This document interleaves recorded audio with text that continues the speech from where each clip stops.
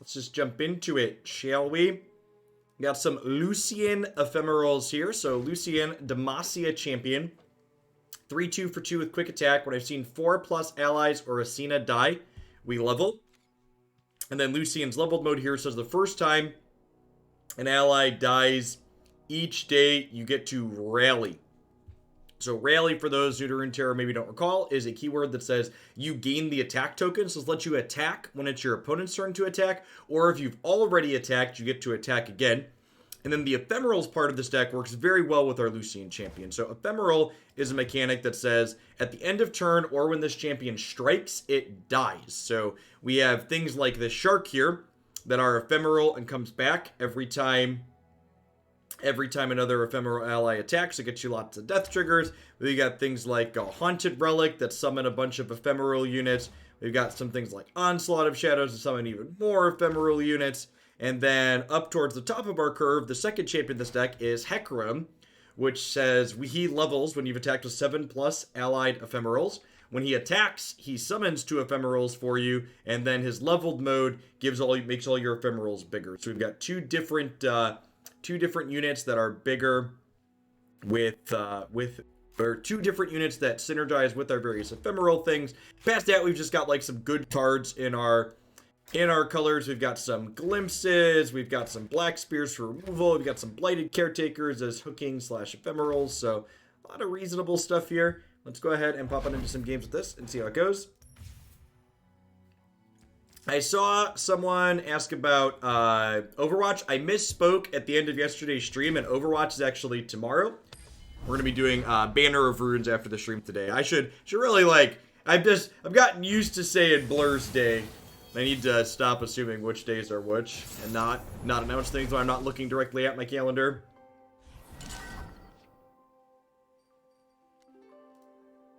How did I feel after trying 5D chess? It actually was a lot of fun.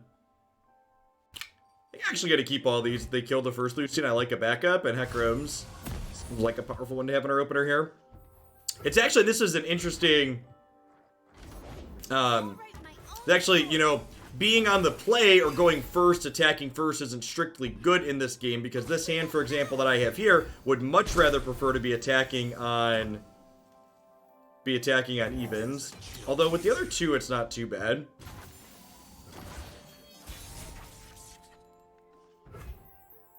Pop on into the subs Discord, Dude Light, and we're gonna coordinate in the other games channel there.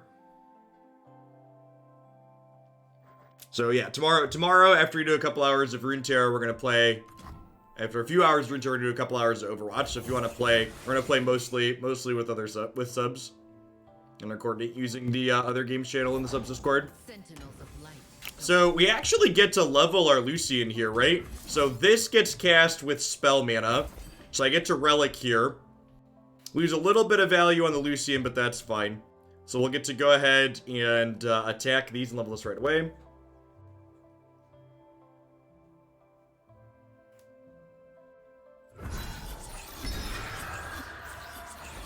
It's probably something we're going to do again, Beansy. I think we're also going to try some Valorant at some point. Oh, did I miss some bits? Oh, I totally did. Getting the whale emote. Thanks for the absurd support, Cody. I appreciate you pointing that out, JPaz. So again, combat in this game resolves left to right. So each of these are going to die in order when they deal damage, which means if they don't have something like single combat or a removal spell to kill Lucian, he's going to level up before he gets to attack, and his leveled mode double attack. So I'll probably want to block him.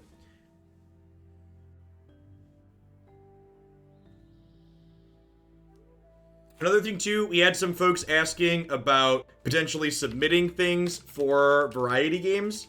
Hey, Icky, thank you for the brand new sub. I appreciate that. Welcome to Hoaglandia. Oh, I typed submit deck by instinct.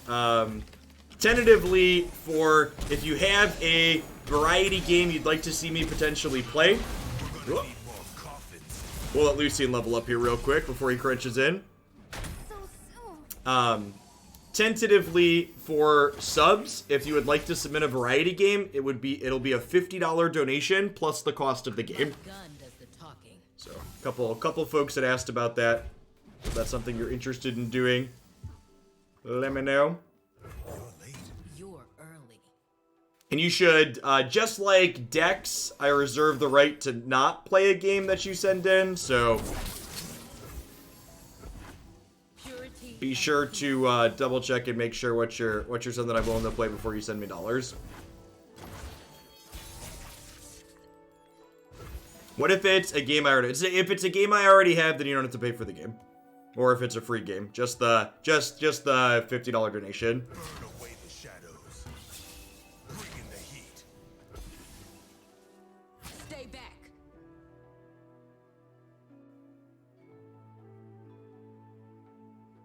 Might just Remembrance here, depending on what they do. They're gonna block here and, like, single combat these.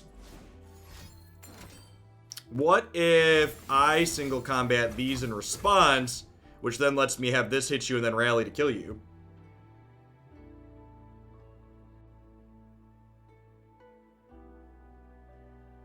We'll see if they have a way to kill this in response. Any games I refuse to... Yeah, I mean, I'm sure games I refuse to touch exist.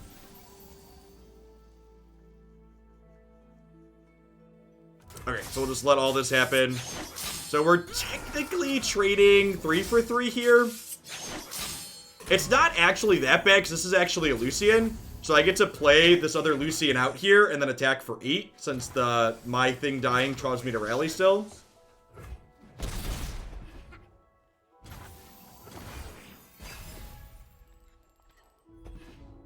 Yeah, we have the other Lucian anyways. Excuse me, attack, grant me 4 attack. That's interesting. I don't think I've seen that card before. The living will fall. Opponent's had enough.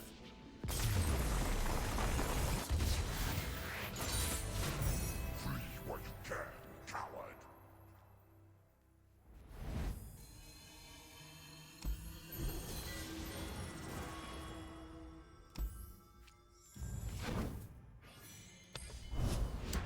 Pretty good start.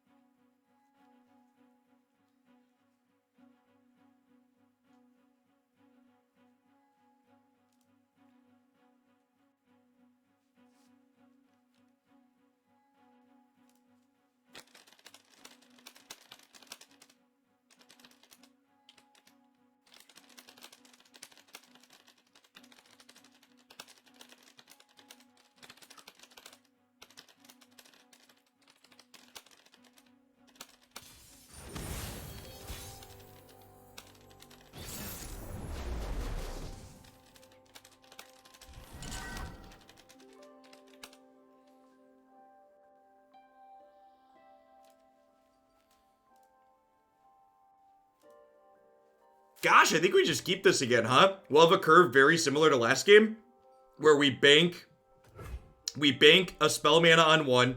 On their 2, we play Lucian. On our 3, we'll have 3 plus a spell mana to go Ephemeral, and then we level Lucian right away.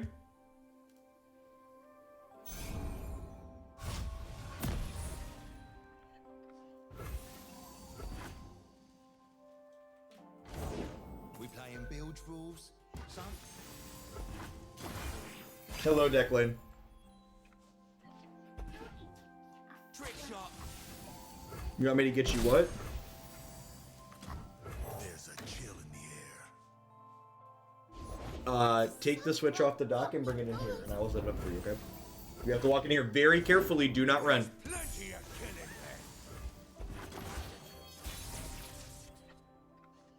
there. An easy luck stack. Those are 2 of my favorite champions. So opponent is Piltover and Bilgewater here, so we could see a way for them to kill this here before it levels, but I think I still want to go for it.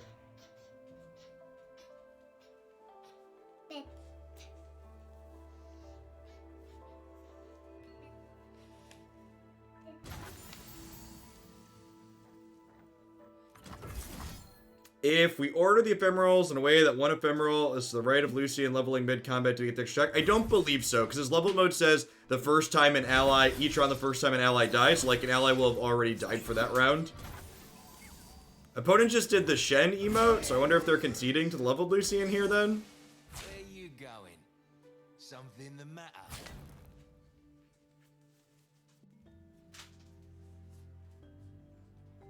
I didn't do nothing. Yeah, okay. Well, we're getting the Lucian level up here.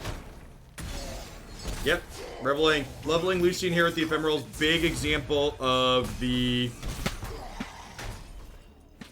Big example of,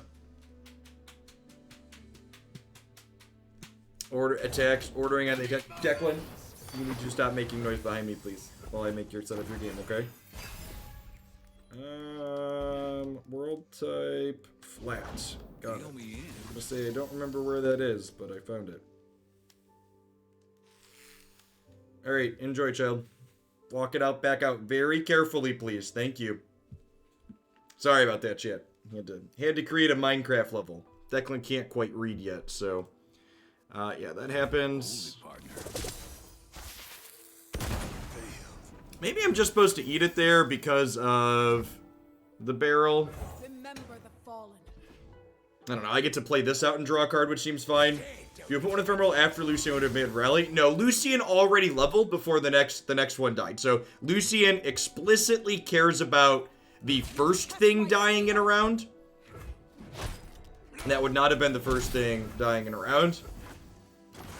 What's the cheapest and easiest way to try out this Legend of Runeterra game? You can actually play this game super reasonably without putting any money in space. I'd encourage you to just give it a download and play through the tutorial. And if you like the tutorial, one of the reasons why I really love this game is they've chosen a completely non-predatory system for... They've chosen a completely non-predatory system for monetization. So if you decide you like it and you want to buy a deck, you can either free to play for it, or if you put money in, you can buy exactly the cards you want for completely free, which is great. So we're hoping to... I guess they can't have another Twisted Fate here, huh? So these hooks are going to be great. So you just go like, hook this, hook this. Wait a minute. Hey, Fresh Lobster, thank you for the raid. Hope you're having a good stream wherever you're at. Our opponent's currently making it rain here, which looks like it's ending poorly for our board. Wow, they hit all of them. That's brutal. At least Hecarim is leveled already, so that's nice. We've got that going for us, fam. Lady Luck is smiling.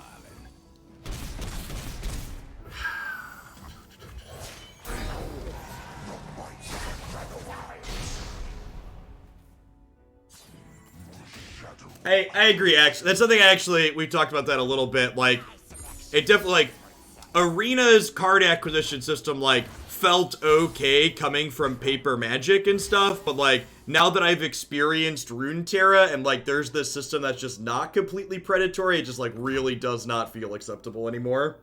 Neverglade Collector is really good here. This gives us, drains them whenever something we have dies.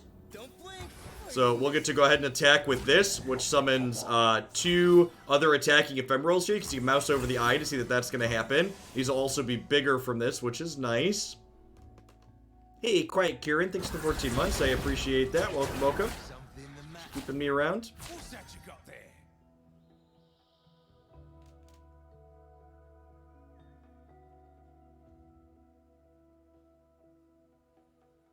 Yeah, not having a Chariot's unfortunate. We might still die to this Ezreal here. We are at least gonna gain 2. Oh, I guess Ezreal's like 5 out of 8, and they have 7 mana here. Yeah, the Ezreal could be lethal here. They make it rain did a lot. Okay, so they're targeting this with that. I think I'm gonna go ahead and glimpse this to draw some cards. This stops Ezreal from getting a trigger too, which is nice. A little bit late, but there's a shark. Up to 8, they're down to 10.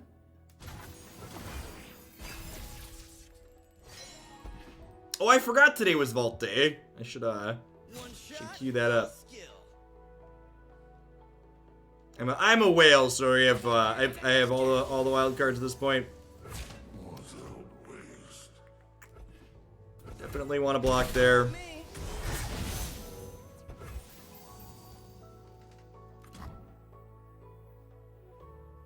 I think I'm just playing this out to get it out there. They're obviously going to kill this, though, right? Maybe I just play like this, this, and this, and then I play this. Maybe I don't play this, and I do this, this, and this, and then open on attacks next turn.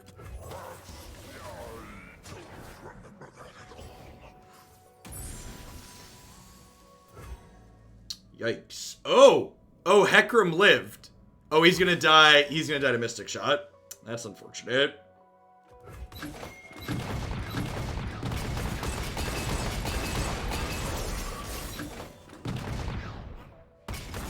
So, there's like... My child didn't close the door. There's like 3 different ways to get cards in Runeterra. You largely earn wild cards through the free rewards that you collect while playing.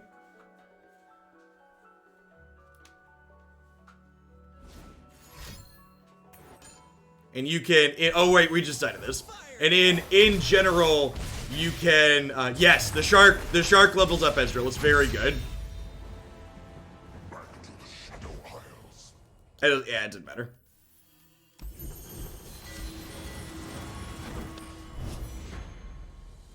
So sometimes they close the door. It's like one in, I don't know, one in 2 and 5 maybe. Jake does it more than Declan.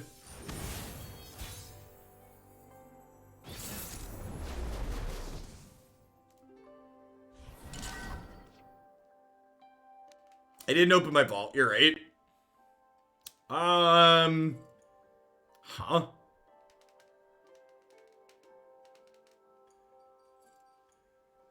So I definitely want the shark. I think I want one of these to bring the shark back at least once, but I'm mulligan, like, looking for an early Lucian. That comes not terrible.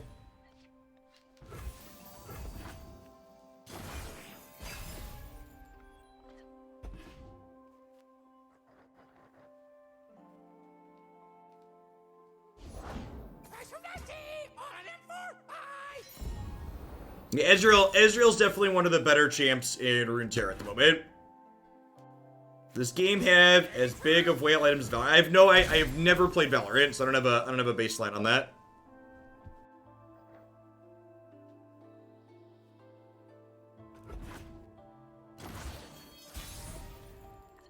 This game has a lot of really well done cosmetics in it.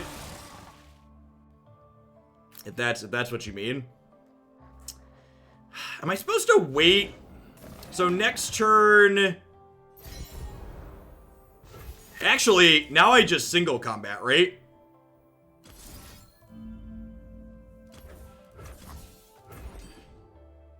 I guess I could get Vile Feasted here. I think that's fine, though.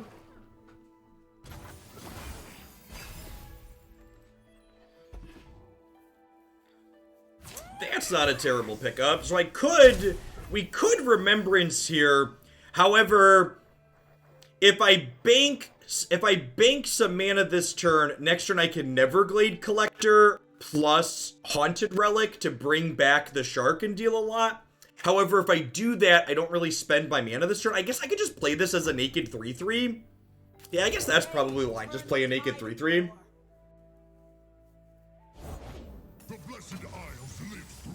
$90 gun skin. No, the individual pricing of them is not nearly as high as that. I also just, like, for the record, I actually don't think individual things costing that much is actually a big deal.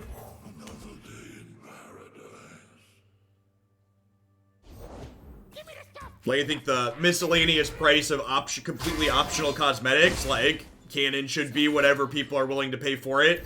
So long as the core gameplay experience is not locked behind a paywall, I don't really care what they list it as. Alright, so if I play Haunted Relic, I'm going to get back my Shark Chariot from earlier. So I'd have 4 things die. So unfortunately, these are still going to cost 2. So I think I Onslaught of the Shadows here. So that way, next turn, I could do this into these, which will be nice.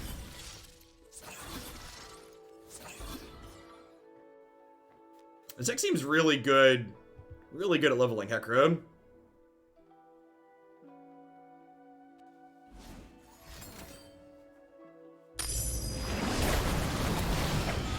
Yeah, like as far as pricing goes, like the custom, the epic level battle board is like the most expensive individual item in this game so far, I think, and that was like 12 bucks.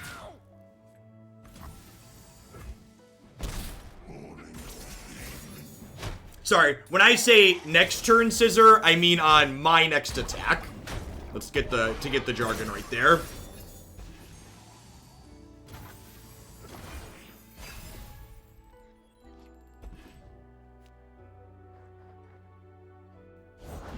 So, on their turn here, when they're attacking, because again, remember, even though both players are attacking each turn in this game, both players play each turn in this game, who's attacking rotates.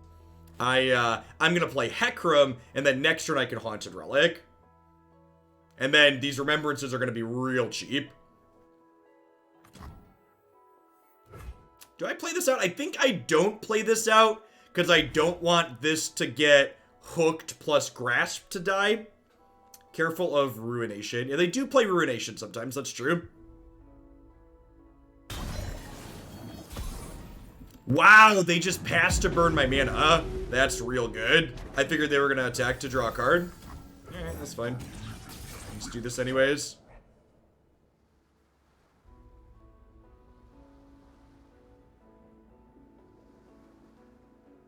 That's a good play in the So how the priority system in this game works is if both players pass, the turn ends. So I pass back to my opponent assuming they were going to attack, and then they skipped their attack to end the turn and burn my mana off. The priority system allows for lots of plays like that that allow you to really leverage your play skill well.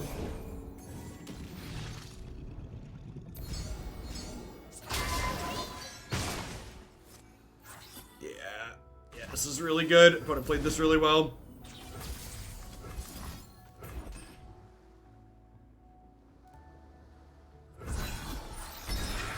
The person I just timed out who typed GG in chat, messages like that aren't super helpful. Just try and be constructive.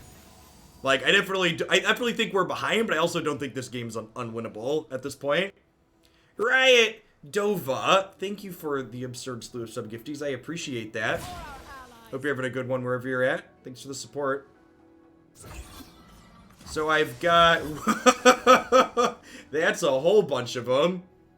Good morning. Welcome to our new members of Hoglandia. To our new gift subs, make sure you pop on into the subs Discord as well. Lots of games and stuff that we talk about in there, including Runeterra.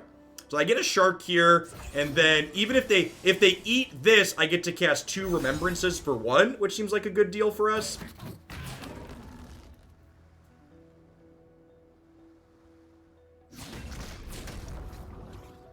So yeah, so they're going to eat this here like expected, and then we'll get to do both of these. And then hopefully with these played out here, our opponent won't be looking to Ruination us.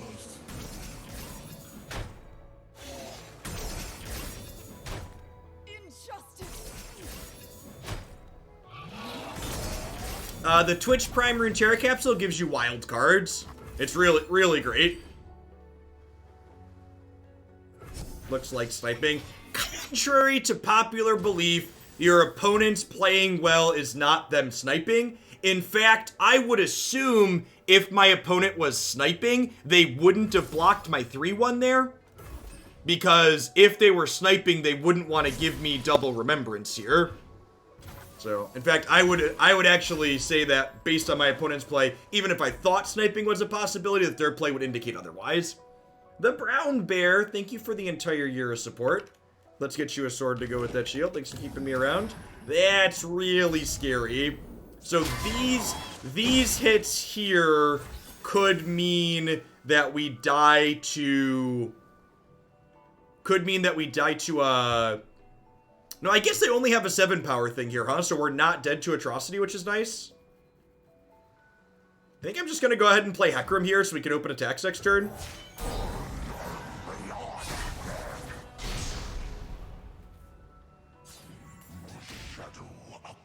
Yeah, the deep deck has one of the better... I think one of the only decks in this game that goes over the top of the deep deck is probably Ezreal Karma, but even that deck can sometimes have a hard time doing that.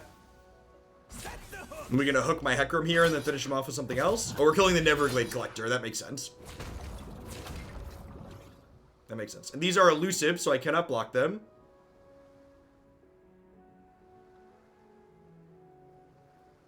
Thanks, Gamewell.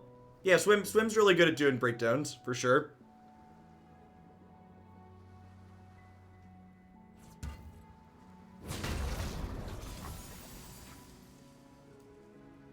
So, opponent, again, the order in which you sequence your attacker is very good here. Opponents played this game very well. So if I want to put this in front of here, my Nexus caps at 20 life, which means I don't gain life from blocking this. I definitely need to block this, though, because I don't want to leave myself dead to Atrocity in an ideal world. These will be putting me to 8, so I won't be dead to that. Opponent also ordered their Challenger first, so they're going to kill my Neverglade Collector before this dies, again denying me that Neverglade Collector trigger.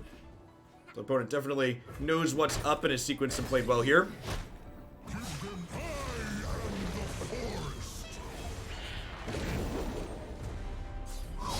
Yeah, this is, for those that are just joining us or new to the channel, this is a viewer submission, like a lot of the decks we play here. Opponent's Maokai has leveled up, which obliterates all but 4 cards out of our deck. However, like, I think this game is gonna end before we get through those 4 cards anyways. Like, opponent's pretty far up, so we'll see what happens from here. Without our Neverglade Collector, we're gonna be a little bit pressed to attack through their blockers and deal damage.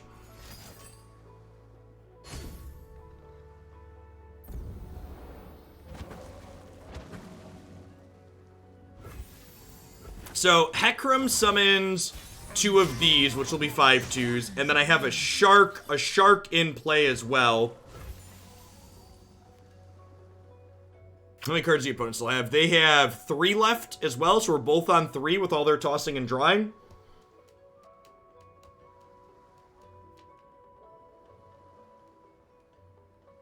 I think I'm, like, if I get Ruinations here, I'm gonna be really sad. But I think I have to do this.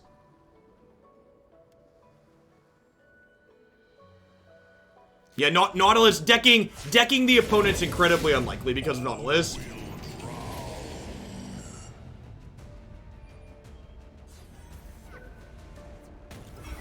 You think I go Neverglade into Caretaker?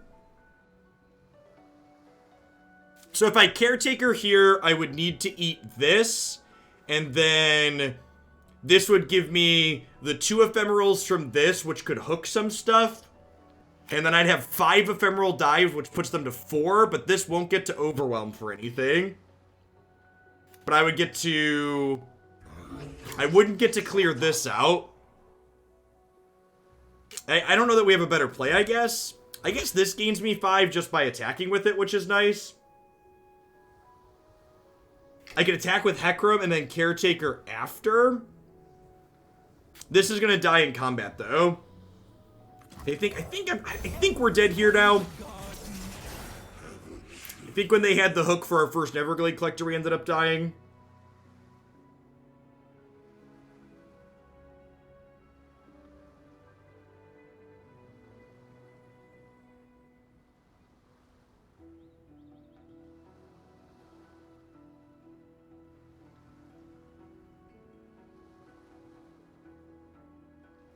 Yeah, I played a lot of Runeterra at this point. A good amount of Runeterra, and the games that you mill out seem few and far between. The eye here again shows me what's going to pop in off of this. These I definitely want to hook things with, so we're going to hook this here. And then actually...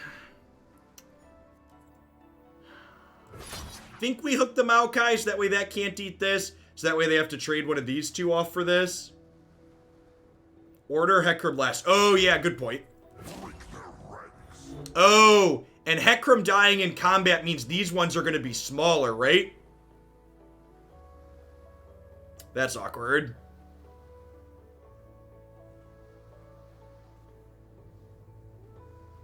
If you hook the 6/6, they take overwhelm damage. Oh, yeah, that's true. That's better. Yeah, okay.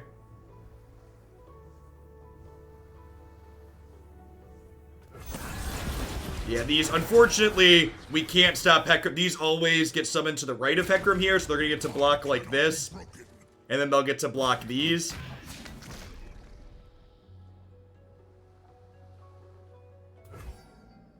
They're going to 1 and we're going to 15. It's so close, chat.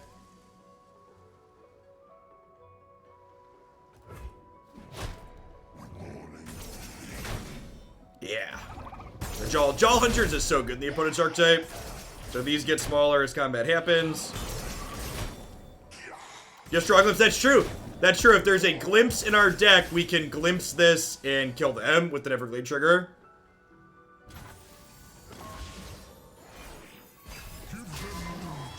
Otherwise, we are dead to these.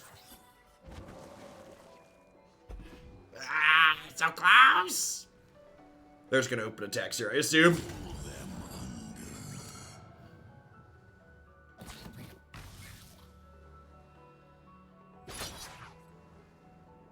Very, very close game. And again, just like, this is why the person that was just typing GG's earlier without really diagnosing what was going on, that game was incredibly close. Yeah, and for record, the 13 power unit there we can't block because it's fearsome, which is a keyword that means it can only be blocked if something has 3 or more power. And when our opponent starts the turn by attacking, we're unable to deploy units before we can block. So even at the very end there with them leveling their Maokai and getting deep, we still had that glimpse to draw at the end there to get that final trigger with the Caretaker, which was great.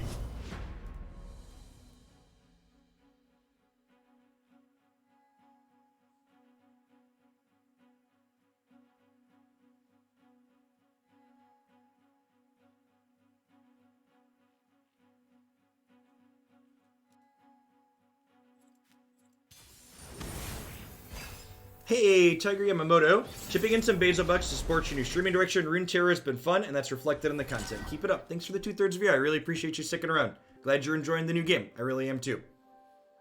Misfortune Twisted Fate. So very likely something aggressive. Black Spear actually sounds great here because it kills both their champions. They're probably going to have other cheap units as well. I think I'm going to mulligan a Cena and a Glimpse, looking for some other things to play out that can trigger Black Spear because it has to have something die in order to kill something. Hey, I'm glad you gave it a try, Chris. Yeah, the core gameplay loop of Runeterra is really fantastic. This was a phenomenal draw. There's a chill in the air. This is mercy.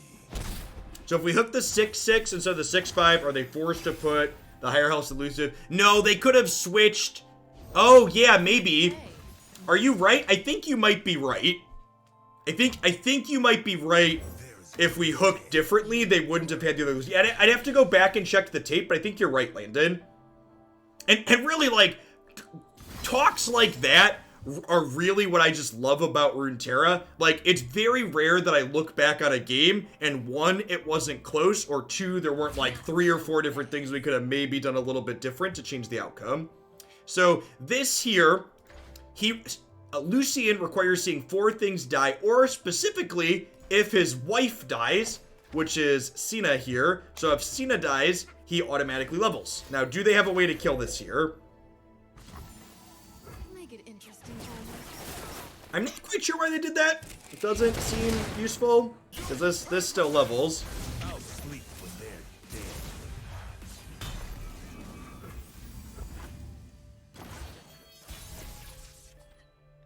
And then we get to go ahead and play a Shark Chariot here.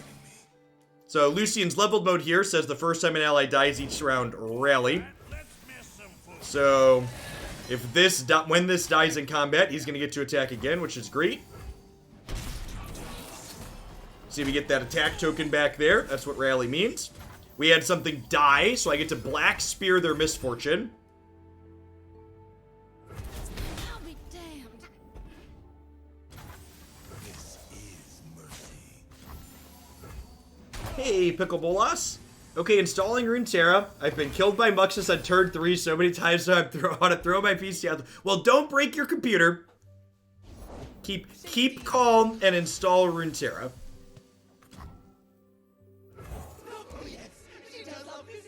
I would definitely encourage you to take some time to play through the tutorial. The tutorial's very well done.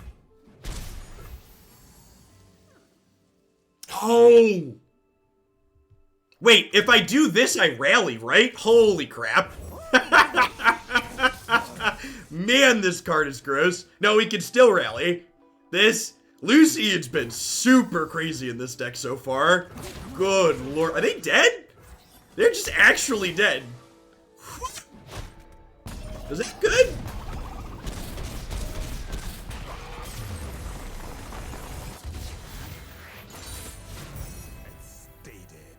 And stay dead.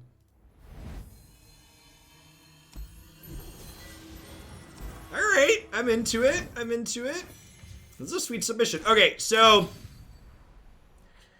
as an adult who can admit when he was wrong, I might have cut the original submission had 3 Onslaught of Shadows in it, and I cut one of them, and I'm pretty confident to say that I shouldn't have done that at this point. I don't remember what exactly I added, but the hands where we have, like, Lucian, Haunted Relic, and Onslaught, like, have been really, really impressive. Maybe Mark of Isles goes. I guess this is a combat trick. It's okay with Cursed Keeper, too.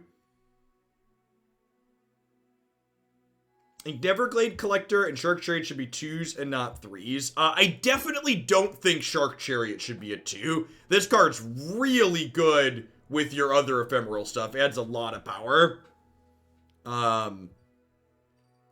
Maybe it's just the Mark of the Isle. I definitely want another Onslaught. The games where we go like bank spell mana on 1, play Lucian on 2, and then double 2 mana thing on 3 has been excellent.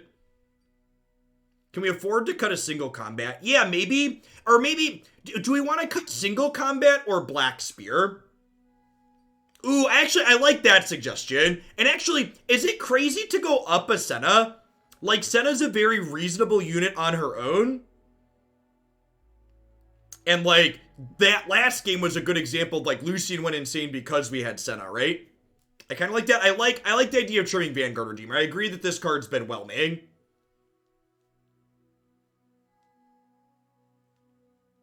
I've enjoyed Shark Chariot. It's been impressive so far. I'm going to keep it in.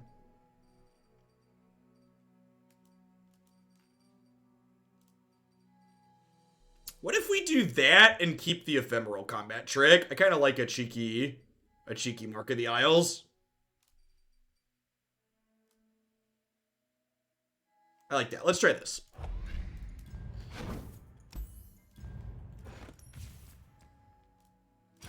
This deck, like most of the decks that we play on stream, is a viewer-submitted deck list. If you have a sweet deck that you'd like to see on stream at some point in the future, you can get that in my deck queue by following the directions there on my website. Usually, we're playing 2 to 3 Runeterra decks a day for the foreseeable future, so we should get through everything in the queue relatively quickly. Opponent is playing Elise, Noxious Shadow Isle, so very likely an aggressive shell. Gosh, I kind of think I like all of these, huh? Maybe Shark Chariot's not good if we're playing defense. Yeah, maybe I'm actually gonna mulligan this one against an aggro deck. I like this against mid-range and control a lot, but I think against aggro it's probably not great.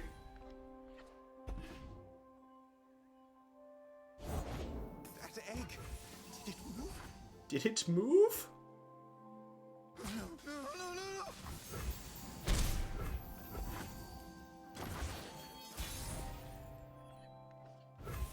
Yeah, Collector's one of our better cards. Collector's, as I was gonna say, one of our better cards in the aggro matchup, but it's kind of just a good card in general because it's good at draining out control decks too.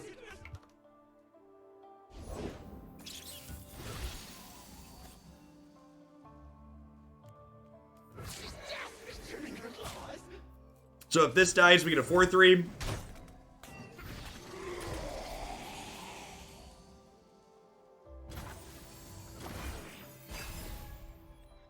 Sorry to hear that, Cold Puck. It's good to have you here regardless. My Megalytics is not wanting to let me paste a new deck in.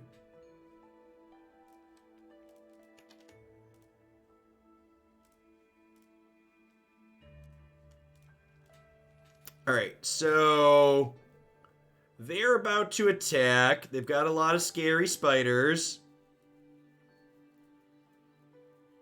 Do I just play Blighted Caretaker on this and fog their attack for the turn? I think I like that. Like, if I do this, they can only attack with the 3/2. Like, the rest of their attack's real bad here.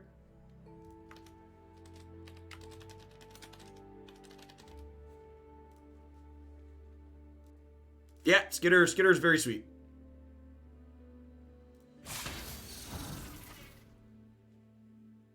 Meaning into Runeterra for a while now. I wanted to ask if there's any decks on the YouTube channel that are potentially free to play, accessible, and good starter decks. Something similar how mono red are usable in Magic. Does anybody have a good championless deck for Holy Guacamole? I've been meaning to put a championless deck into my rotation, but I haven't had a chance to yet.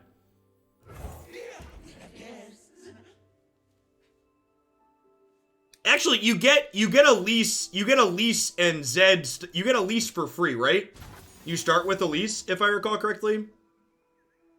So, I don't really have great attacks here, and my opponent just passed to me, I think assuming I'm going to attack. So I think I actually just go ahead and end the round here, because if I end the round, we burn off one of their mana, and they don't get a chance to play anything else this turn before they attack next turn.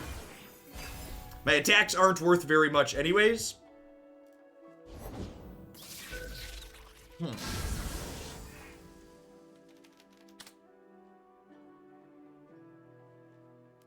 Well...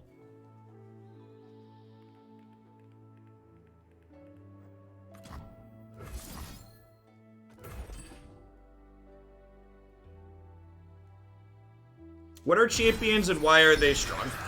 So, champion cards are they're the most expensive card type in the game. So, your champion cards in this game, they cost $3. Is the most expensive card type in the game, costs $3. And champion cards have level up conditions. So, when you meet a certain condition, your champions level into something more powerful. And then, past that, your champion cards are also limited to only being 6 copies of in your deck total. So you can only have 6 total champions. Maybe I'm supposed to not play this, and I'm supposed to save this to Black Spear, Elise, because Elise is going to level here now. I guess next turn I can glimpse this and then kill the leveled Elise. Yes, $3 is the most expensive card type, and there's a hard limit of 6 of those cards per deck. So the average tier 1 deck costs between $20 and $30 outright to buy, with the maximum price ceiling being about $60, but competitive decks don't really have that many epics in them.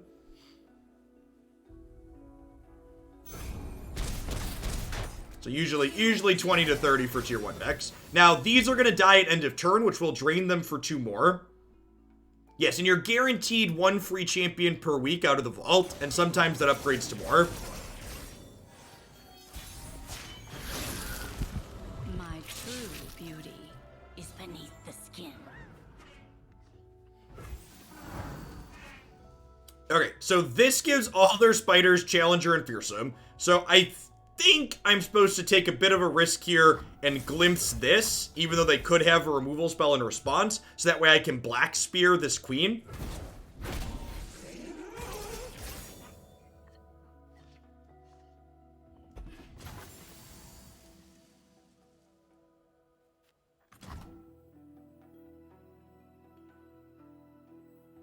Sure, I would trigger the spear regardless, I'm aware, but I wouldn't get to draw the cards. The risk is not drawing the cards. I think we start by attacking before I show them that I'm going to kill their Elise.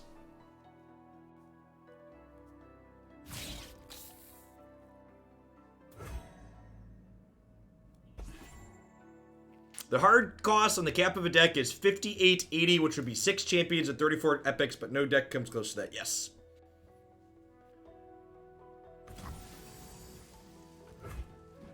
One of my subs made the border for me. A graphically talented person made the border. Fingers crossed they don't have another release here.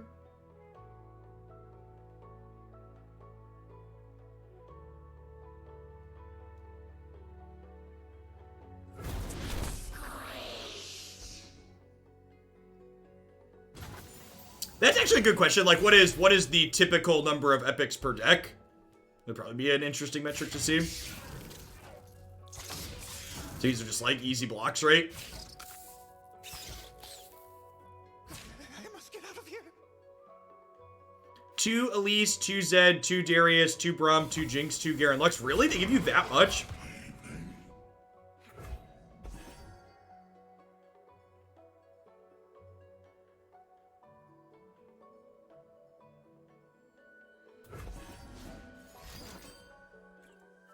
Making it bigger and ephemeral. Sure. So, do I eat this in response? Probably not. I think I want to play Hecarim out this turn.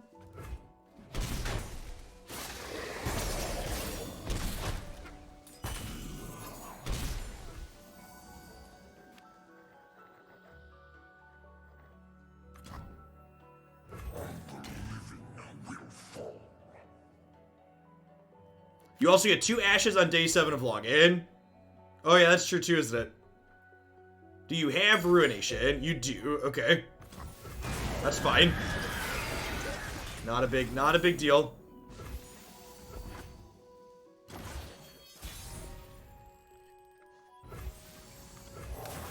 This is an absurd draw because I get to eat the Shark Chariot and then these attacking saplings bring back the Shark Chariots. The aggro deck's recovery power in this game is so fantastic. It's not like your opponent just has a sweeper so you die, like some other games.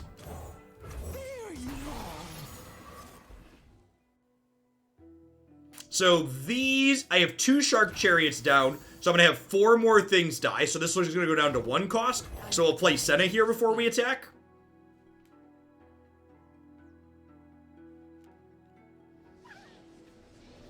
Got him. Yeah, his build's been really sweet so far.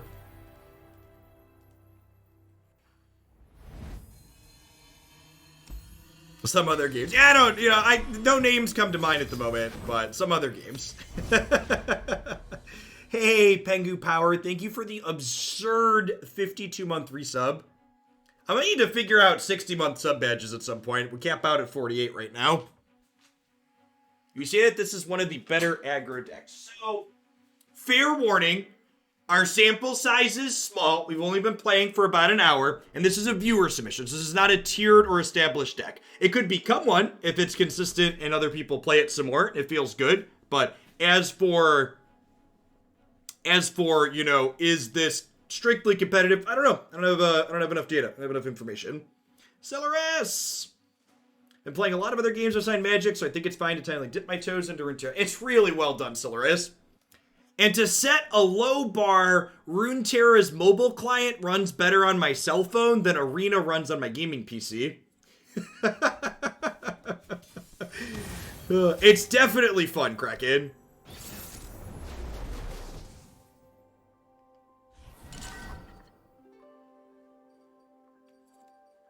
Alright, so Kalista Elise usually means tempo endure, which can be aggressive. I do have a good cell phone. I have a 1+8. It runs well on my wife's 1+7 too, though.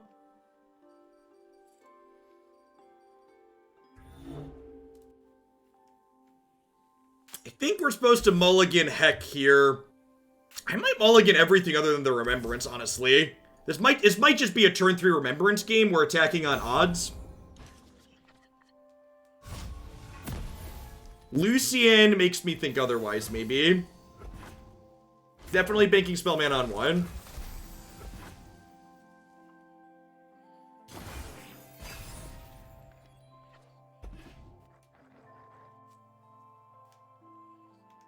So now again, you can bank up to 3 mana across turns. So I need to decide this turn, is it correct to play my 2-drop, or do I bank this mana and then have 3 + 3 more? And I think it's correct to bank my mana. And again, there's so many permutations and decisions that start so early in games of Runeterra because of things like this, where it's just like, it's correct to just not make a play this turn because I'm not giving up those resources, I'm conserving them for later, which is phenomenal.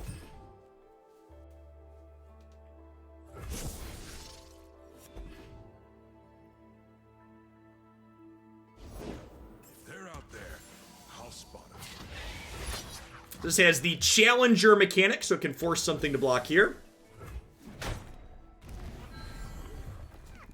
Their other thing does get bigger here when something dies, but that's fine. Yes, Shark plus Caretaker are great. Yeah, I agree. The design of Remembrance is really slick. So probably Lucian here, and then we'll bank 2 mana for next turn.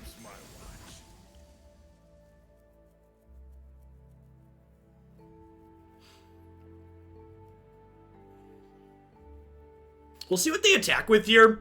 I assume the 3/3 is attacking because it trades with either of these. The question is, are they going to want to offer up to attack this in to knock this down to 2 toughness? I'm going to decline blocking with my Lucian on the Spider because I don't want to put this to 1 toughness against a Vile Feast deck.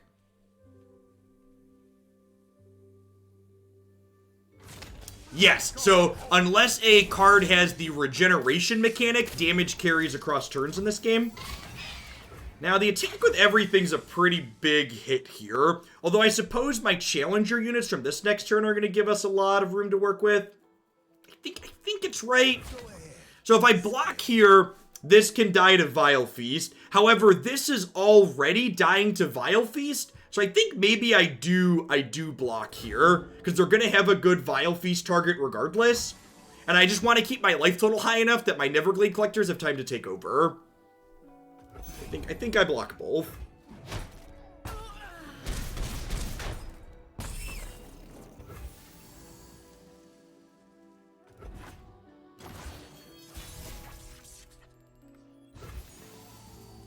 So I think the plan here is just Shark Blighted Caretaker still. It feels a little bit bad to do this before I get my Neverglade collectors down, but I feel like I want to get the board in check here and really pressure them back.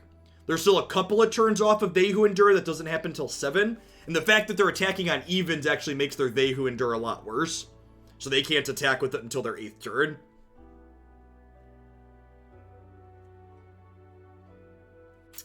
Yeah, the problem with Neverglade... The problem with Neverglade there is that if they have a removal spell and then they open attacks, we'll be in a lot of trouble. Like here, we're going to take complete control of the board, right? Like I get to do this. The Shark's going to come back. So I go hook, hook, hook. Lucian's going to level inside of combat. And like this and the Shark are pressuring them too here. Obviously, they could have a Vile Feast to kill this before it levels. But if they don't have removal for Lucian here, we'll probably got it. Look out for Reavers. Sick. And this has double attack, which means it hits first tier. Again, combat resolving left to right, very relevant here. Ordering my things that are going to die to be attacking before Lucian, so that way he levels up.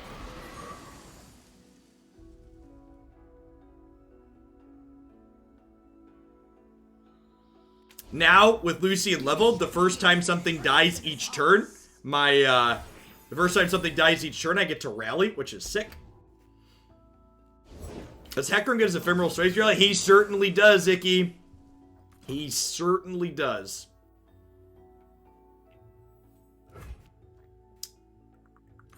Did I play Cena here? I feel like I want to play Cena so that way they can't attack with Kalista. That means I can't do anything else this turn with my mana, though. It's probably fine.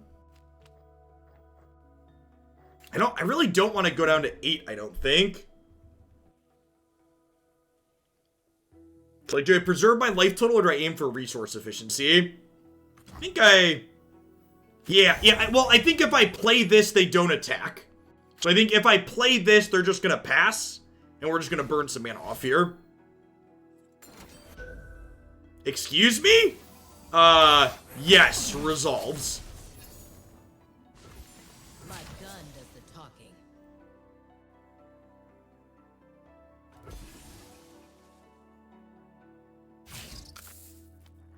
They enabled my Black Spear here too? It's like, good night. Yeah. Alright, deal Reno.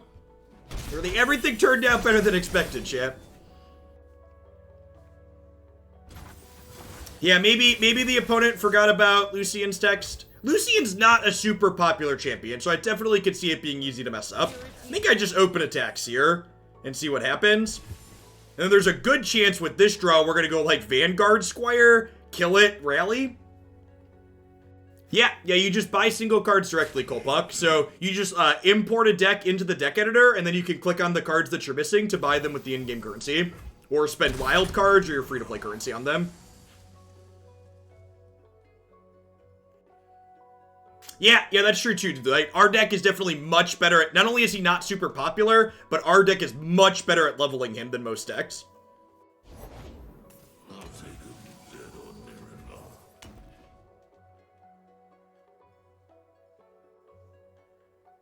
Howdy, Silly Cheese. Thanks for 19 months of Prime support. I appreciate that. Welcome back. So nothing's died yet this turn, so when this dies to my draw 2, Lucian's gonna rally.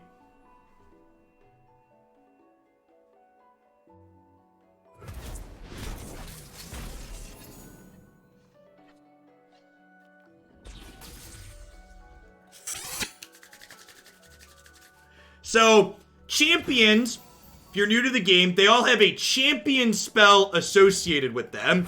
So, while I have Lucian in play here, Lucian turns into his champion spell, which simply says, rally.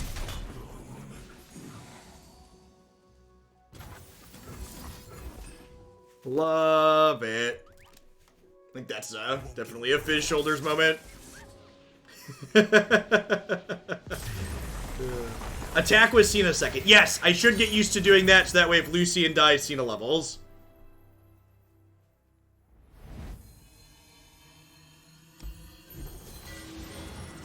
Getting close to finishing that one. Oh, I keep forgetting to open. I've got some prizes. Let's collect prizes real quick. The rally means you get an attack token, which means if it's your opponent's turn, you get a first attack, and if it's your turn and you've already attacked, you get to attack again. Very, very powerful mechanic. Look at that. Weekly ball. So, for people that are new and getting in, they're wondering how do you collect cards? Every week on Thursday, you get at least a champion card, and you get an expedition token. Expedition tokens let you draft twice. And then you also get various chests over here, depending on how much you've played. I actually didn't quite hit max chest this week. I think max chest is 12.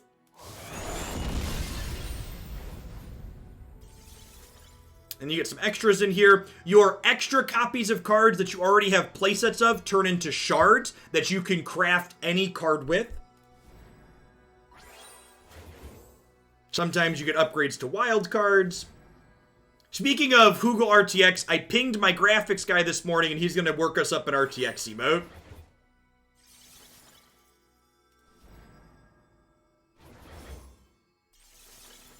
As you can see, I've got a pretty full collection at this point.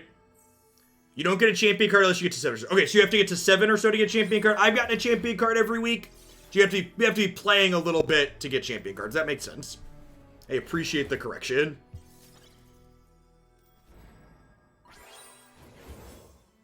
RTX, and someone explain to me. So I have a piece of voice filtering software, audio filtering software on my microphone called NVIDIA RTX. And what that does is it filters out my air conditioner when it's running in the background in real time. However, when I cackle incessantly, it makes my voice go kind of funny.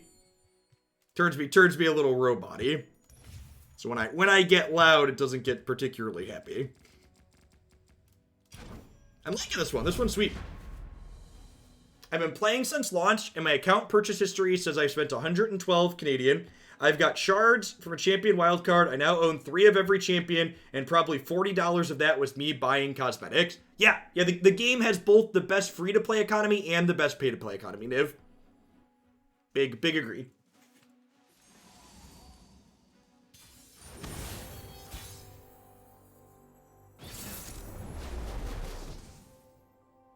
Level 5 is a random champ. Level 10 is a wild card. Okay, good. Those are good metrics to know. Playing Twisted Fate Gangplank. Could be a mid-range deck. Could be something aggressive. Not quite sure. This isn't a fully on-meta champion combination. Or if it is, it's not one that I've run into yet or seen on Mobalytics.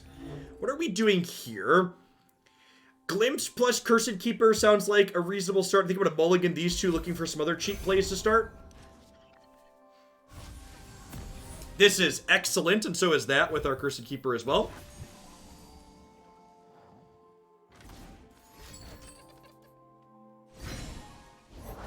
There's plenty of killing left.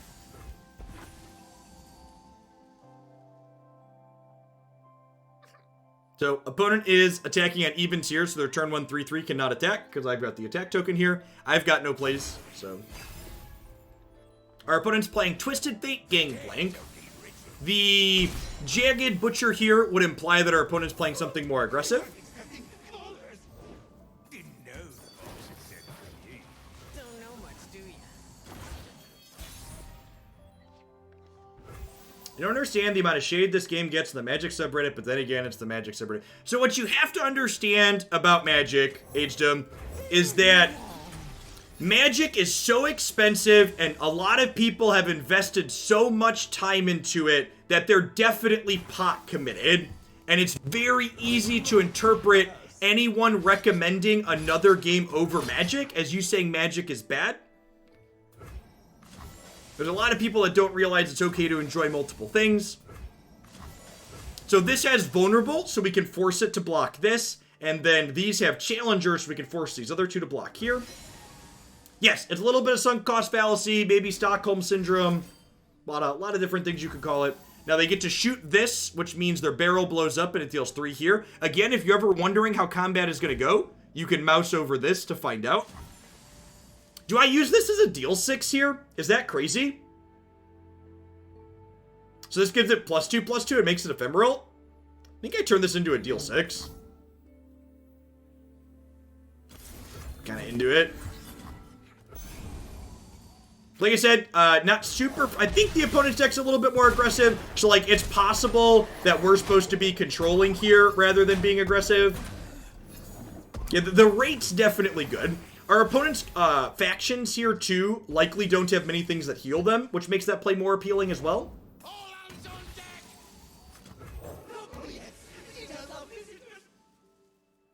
Hard to get rich.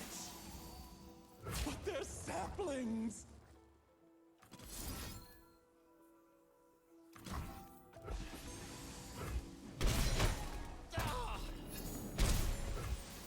I think I just go ahead and do this now. If my opponent makes it rains or mystic shots, I'm a little bit sad, but if they don't have it, I want to get my card draw in here and get a threat for next turn.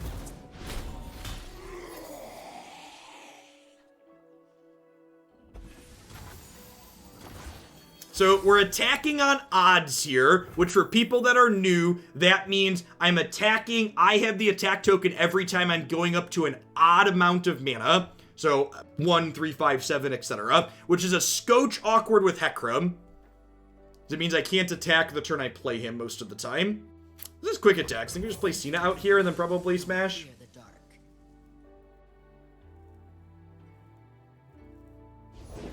I'm not greedy. My friends, though. Now the question is, am I willing to trade this 4-3 for this 3-1? I think the answer to that question is no. I think I'm just attacking with this. The 5D chess was actually a lot of fun, and we're definitely gonna put it on our schedule again, my schedule again next week. Enjoyed it a lot. Do I single combat to deny their draw 2? I think the answer is yes. They're down to 3 cards in hand.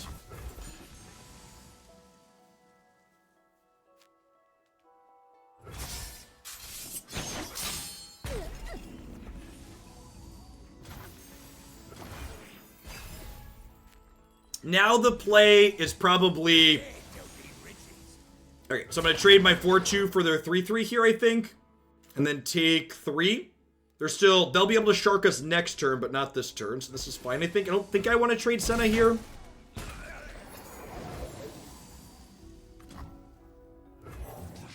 They've gone really well so far, Nick. This deck felt like it has a lot of powerful synergies in it. I've been enjoying it a lot so far. didn't see our 5D chess stream yesterday, the replay is up on my YouTube channel. You can see us exploring the first half of the puzzles, and we're gonna do the next half of the puzzles next week at some point.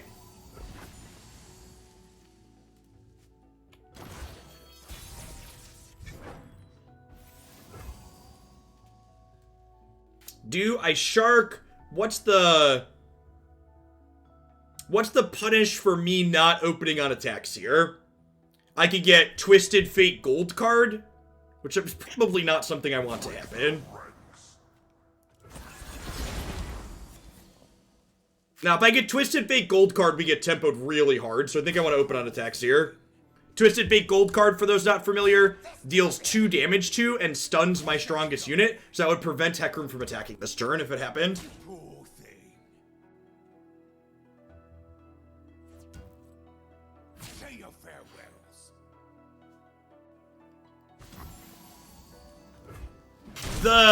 The 5D chess was like a good reminder of how bad my puny human brain is at visualizing movements, and yes! Nailed it! Played around the gold card, chat. Alright, so this is dying, which will make this cost 3. We're definitely black spearing here. The question is, am I remembrancing or am I glimpsing? I think I'm glimpsing.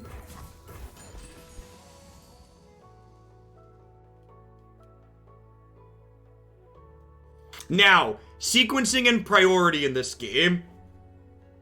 Oh, I'm dumb.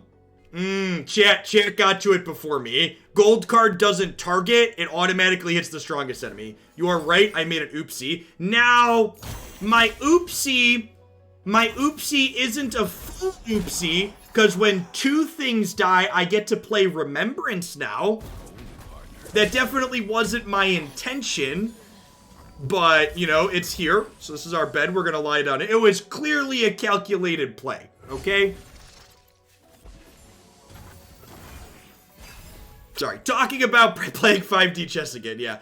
Talking about priority there, the way it goes back and forth, I had priority after their things finished resolving. So we're gonna get sharked here.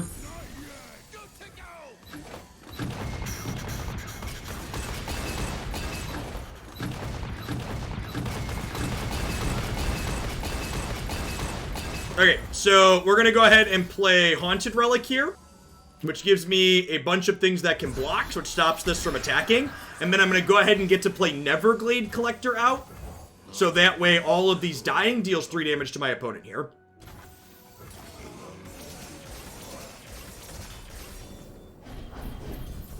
Wow, they lost all 3 of their pick-a-card cards. That's absurd for us.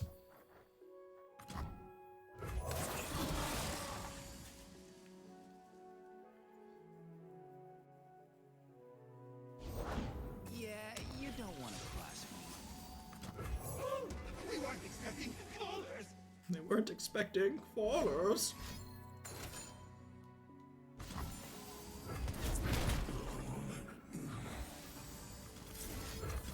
Alright.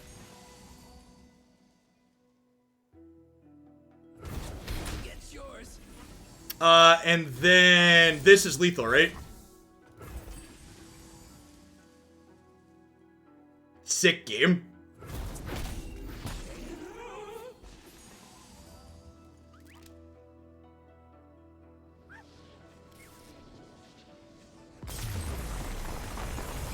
Black Spear, notably dealing 3 damage to anything, not just our opponent's stuff. Moving on up the ladder. Oh, we got more shiny prizes? Epic wild card.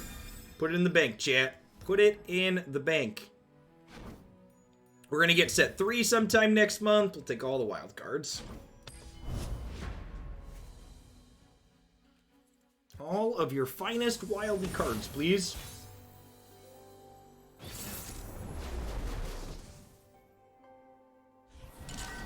Yeah, I feel like the way they picked a card there, dude, there's no way they had Shark in their hand already. He said nothing about no longer using sub mode, but I asked what made you not use it anymore. Basically, I'd been turning sub mode off for non-magic games for a little bit, including Runeterra, and so far the Runeterra community's been really pleasant, which is nice. So Sajani Misfortune, probably an aggressive deck. Maybe that means I want to keep Black Spear. I'm gonna mulligan these two and look for a 2-drop with this. We've had a few, like, please explain yourself better timeouts, but those even happen when we're in sub mode occasionally. They're not really a big deal.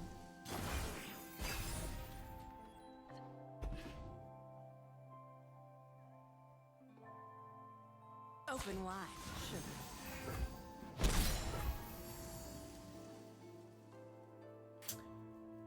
Haven't you opened card backs and rewards from the ladder? Yeah, I think so. This is my second season playing on the ladder. I think we're just banking spell mana here. There could be merit to playing out Shark Chariot, so that way it can start getting triggers in. Maybe I do that. Maybe I play Shark Chariot here, and then next turn we Haunted Relic and attack with a bunch of things. Yeah, let's just do that. So this can't block and it dies here, but this comes back every time an Ephemeral attacks.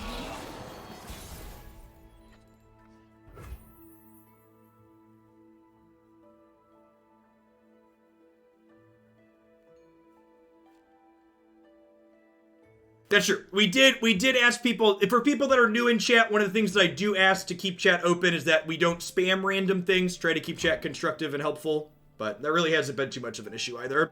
I think we're just Haunted Relicing here and attacking for 6. It's a little unfortunate we don't have enough spell mana to Black Spear, and like maybe we should wait because of that. Perhaps because I drew Senna, I'm just supposed to play her this turn and save this for like when I can Black Spear.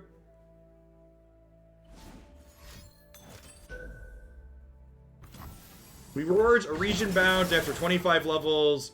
They switch automatically to the region. Oh, the region bound ones. I'm slowly earning those.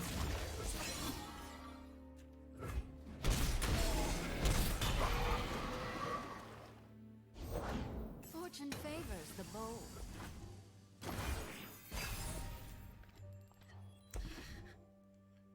How come Make It Rain doesn't show the targeting lines? It does when you mouse over it. Does it not show them by default? I'd have to look at it next time. I'll be quick. So we're going to take 1 from Misfortune's trigger here. When she attacks, she deals 1 to all blocking things. We're going to take 1 from this. We'll take 3 total. Open wide. Fix. Can we fix Dr. Check there? Hecarim is getting close-ish to level. I guess they killed a couple of my things there. What nightmares fear.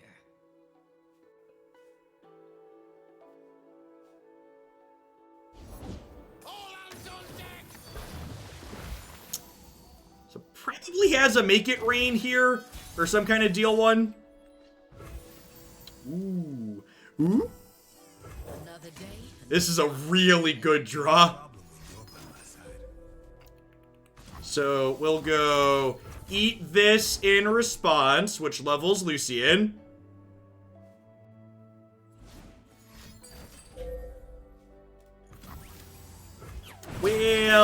Well, poop.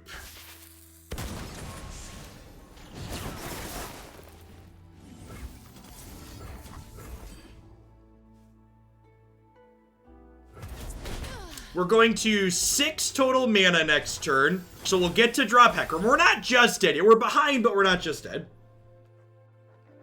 I think 3 Black Spears might be too many. The cards definitely felt reasonable, but drawing multiples has been a little awk. Dangerous eyes. Is that lethal? This is 1 short of lethal here, so we're dead to a pump spell or a burn spell, because they can hook this with the 1/1, because it's vulnerable, and they hit us for 8 plus 9 from her trigger.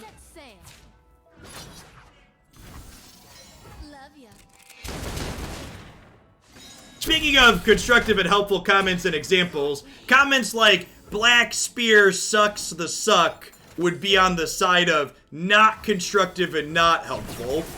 Now, explaining why you think Black Spear isn't good or could be better, worse than something else, that would be a good direction to go in.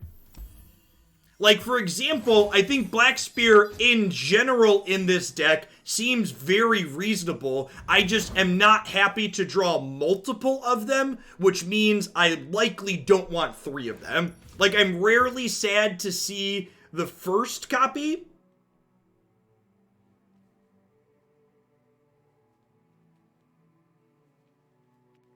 I'm not sad to see the first copy, but like the second and especially the third are ones that I'm not super ecstatic about. So I think we're going to trim the third copy here. I've got single combat 2, so like I've already got like 5 removal spells, so like I don't necessarily need to max out on those, I don't think. How many games till we switch to Lux Thresh? Probably another 20 to 30 minutes with this one. I've liked what we're doing so far, so usually if I like the decks, we play them for like hour 45 or so. What do I want over the third Black Spear? Are there any gems I'm missing? Do I just play another copy of Mark the Isles?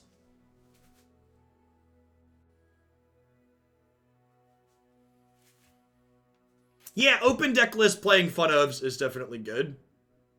I could just play something cheeky like a Ravenous Butcher.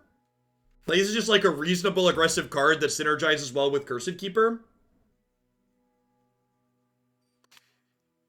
I know a timeout request when I see one, Colpuck. Fading Memories. What does that one do? Pick a follower, create an ephemeral copy of it in hand. Yeah, actually, if you just do exclamation point card and then the card name J-Man Dog, it should work. Exclamation point in the card name. The MTG bot does Runeterra cards, which is great. We thought about Radiant Guardian. Huh. That's actually... I feel like that's actually a really good suggestion. Radiant Guardian also pairs really well with both Haunted Relic and Onslaught of the Shadows, because on 5, you can play those, attack with the Ephemerals, and then play her with the Lifesteal. I don't hate this. It's just like a very good card. It's like an okay body against control, and it's like the Lifesteal is very good against aggro and mid-range. Yeah, I haven't been a fan of this one up. I'm going to cut that 2, actually, and go to 2 Radiant Guardians. I like that recommendation.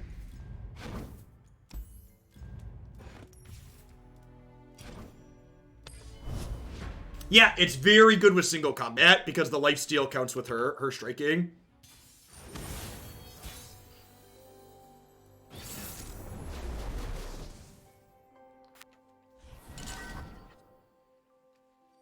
Swain Yasuo. So probably something on the more controlling range of the spectrum. Maybe something mid-rangey.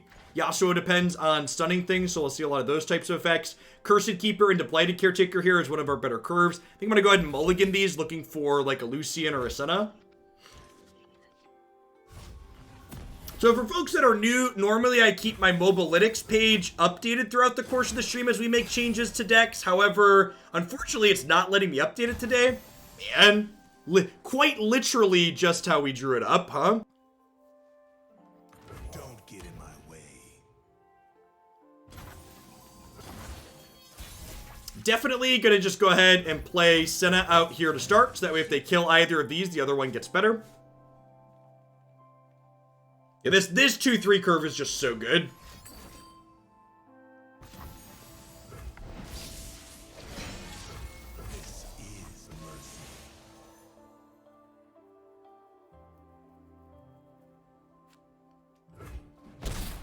Yeah, honestly, with like the rest of the Ephemerals that we have in my hand, there's a good chance that we just run them down here. Monthly visits, drop-offs, and Bezos. Glad to see you take some risks to maintain your happiness. Thank you for the 12 months, Bill Nye. I really appreciate the continued support. Welcome back. All right, so do we just Caretaker Senna here? What do we think of that? I think that's the play, right? Do they have anything that punishes single combat here? Do I just single combat? They're Iona Noxious. There's nothing that stuns for 2 except for Attacker. Okay, I don't think there's a punish in their colors. They could have like Transfusion here to save Yasuo, but that still makes her die and gives me this level up. Yeah, but if they have Retreat, my other play still works, right? Okay, so they could recall here. Like, I think I'm okay with this, right?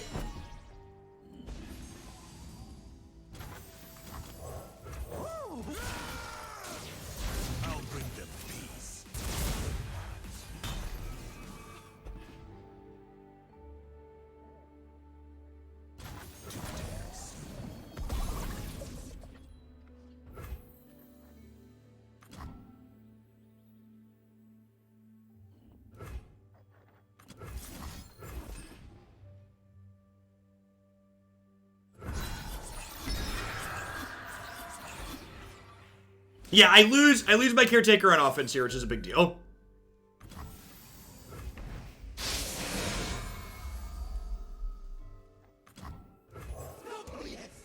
But, like, them having to burn a stun there without Yasuo in play is good for us, right? That's less good. That's less good.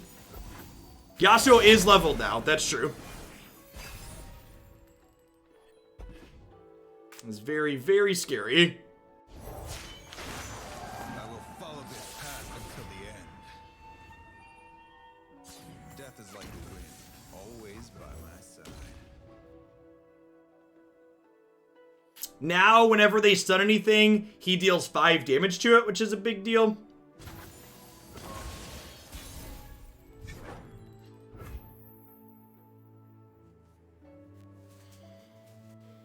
Yeah, if they have another stun everything, we're dead. If they have a stun 2 things, we're dead. I think we just have to play like they don't have anything at this point.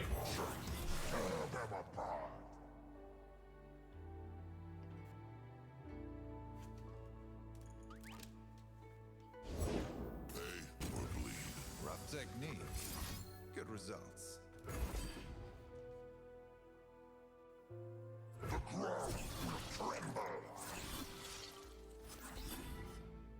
I'm not attacked with any Ephemerals yet. Is so incredibly unfortunate. Yeah, the Yasuo decks are what I like to describe as 2 or 10 decks. They're decks that are absurd when you have Yasuo in play, and when you don't have Yasuo, your deck is like very mediocre to bad.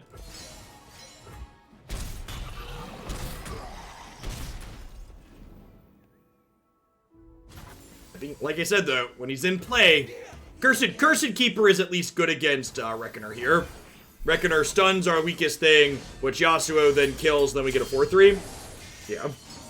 We do at least have that going for us here.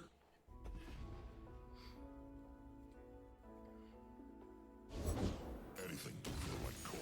Guess that's one way to do it.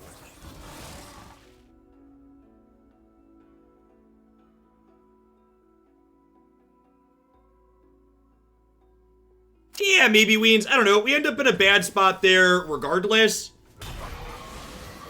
You should stay back. Okay, so these die. I get a 4-3. Hecarim's going to level.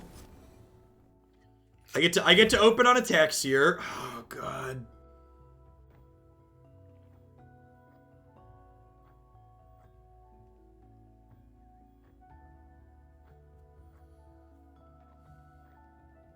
Push back the darkness.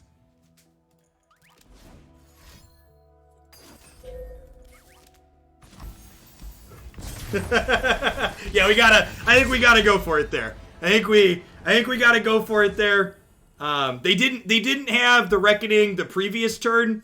So for people that missed it there, they had the card that stunned all my stuff, and stunning all my stuff kills all my stuff because they have Yasuo in play. So they didn't roar us the previous turn, so they either had it and were sandbagging it, or they peeled it. Either way, I think it's correct to make them have it there, because Lucian there, if they don't have a big stun play, is going to potentially steal us the game. Yes, yeah, they killed our entire board.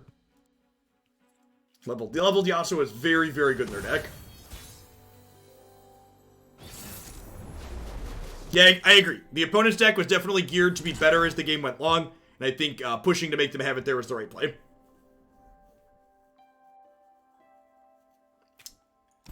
I'm gonna mulligan these two and keep these, I think. I would love to draw the 3-1 so we can kill this. Perfect. So this is just actually a great curve now. Get to go this into this. Maybe we do this post Shark Chariot.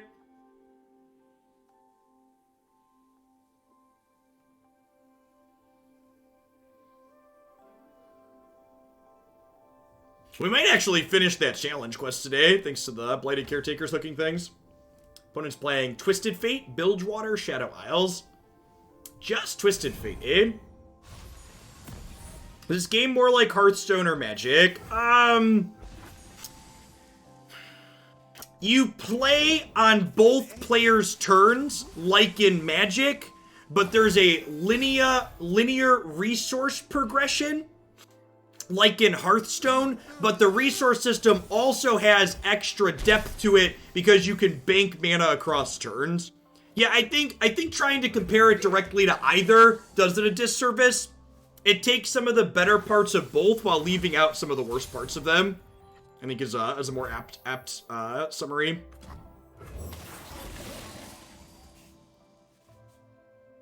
Really, the interaction and the back and forth in this game really feels like it hits an incredibly sweet spot of, okay, you can interact with and respond to spells, but your units just happen. So like counterspell everything decks literally just can't exist, which is great.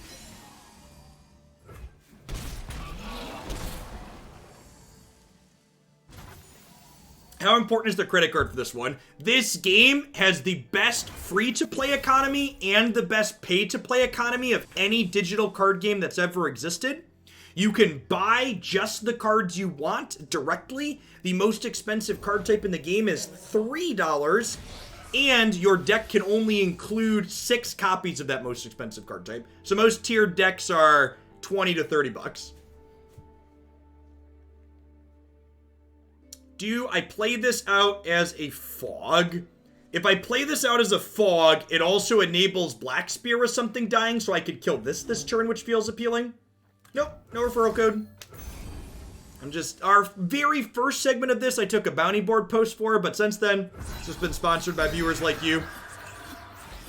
Gameplay's good. Yeah, I agree. The champion cards... That's true. Riot Dova has gifted a sweet pile of subs a couple of times now. They're great. What was I going to say? The champion design, I actually think, is a big part of what makes Runeterra so satisfying to play. And I say that because the champions really give you these very elegant goals in every game that you play. And these goals can make it feel like you've accomplished something even when you don't win the game in a way that's really pleasant. Everyone's a garden. So the problem with automatically syncing your decks to Mobalytics is I didn't see an option to make the Dexit syncs automatically, Did they just get that at random? Good golly. That's a rough beat. That's super unfortunate. Little bit RNG there. I guess if I don't kill anything of theirs, this Undying just doesn't come back, right? Their board's full, right? So I just, like, don't kill anything in combat, their other Undying goes away? Is that how that works? Where does it go?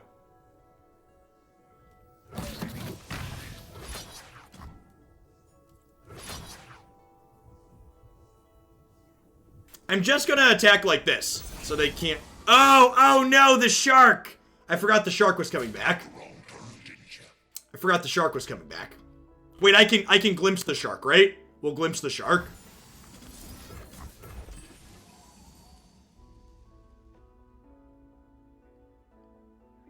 Yeah, there's another Undying that got obliterated here.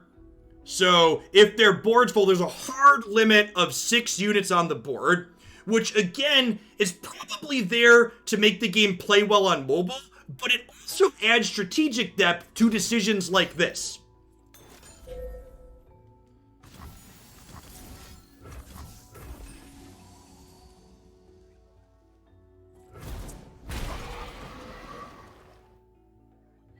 Yeah, definitely agreed, Jakari. The champion, the core design of how champions work really makes it so, like, do the things decks can be really, really interesting and still reasonably competitive, I feel.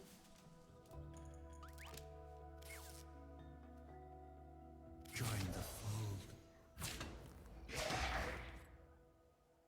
Go on, boys. I must get out of here. Yeah, this game runs better on my cell phone than Arena runs on my gaming PC.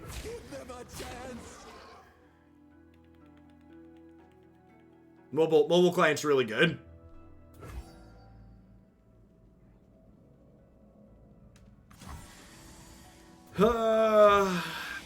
I could also, like, block here and then, like, single combat. Oh, maybe we block like this and then we single combat this.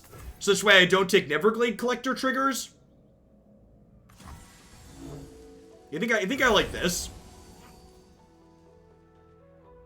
So spells happen before combat. So this single combat will happen. These will fight. And this eye here tells me what's going to happen in combat. So if my opponent doesn't do anything here, these 5 units are going to die. I'm going to go to 12. So you don't have to sit there and do all the combat math very quickly and manually yourself. The eye reveals all.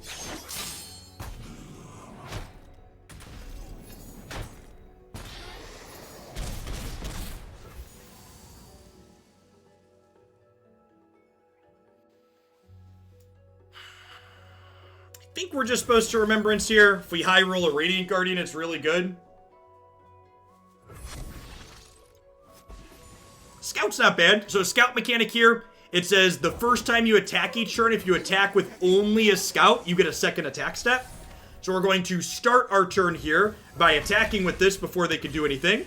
Because we get that combat token back right away because it's a Scout.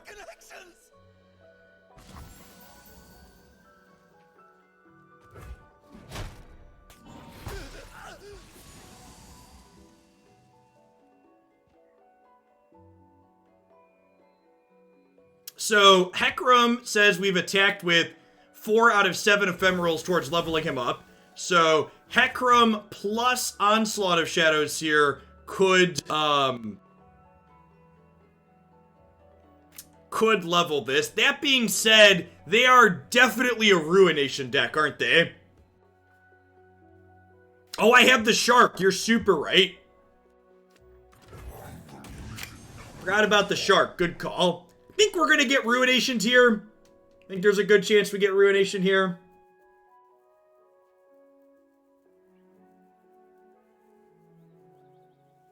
Afternoon, YZ. Happy Blur's Day.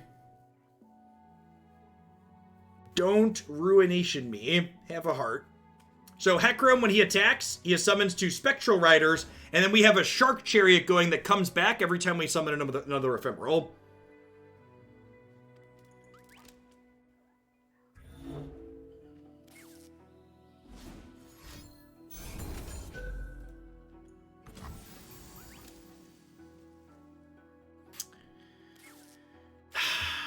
Do I think I single combat to kill their 4/3 here. I guess I could also just Spectral Riders and attack for 7. That's probably better, right? Yeah, I'm just gonna let this happen. And then I'm gonna do this and attack for 7.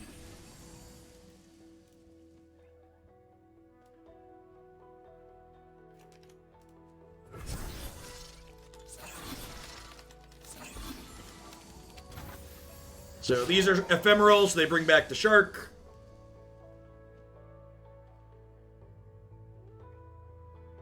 I think they might have lethal next turn. Yeah, there's a very real shot. Maybe I'm supposed to kill their 4/3. So they're gonna have 8 power on board, so if they have an Atrocity, we're dead to that.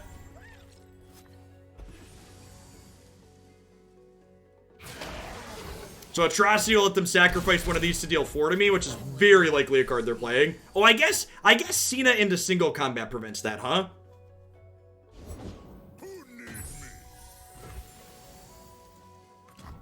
Making the dead deader.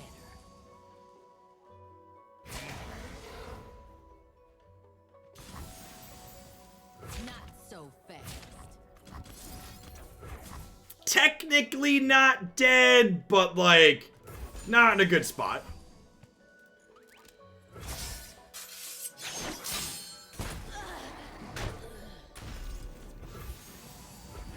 One Hecarim, please.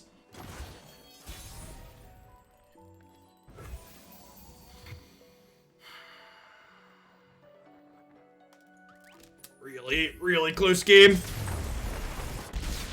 All right, let's do one more with this before we roll on into some Lux Thresh, huh? It's very close to being good. Very, very close. I think if we're going all in on Hecarim, we could use a Rekindler. Ooh, that's not a terrible... Is that putting our curve too high, though?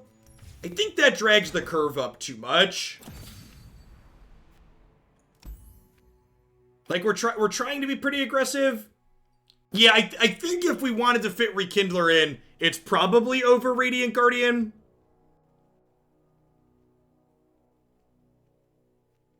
I don't hate that. It definitely makes us better. It definitely makes us better against sweepers. So Rekindler, for those not familiar, he revives the strongest dead allied champions. Like if Hecarim's died, this brings back Hecarim. Let's try that.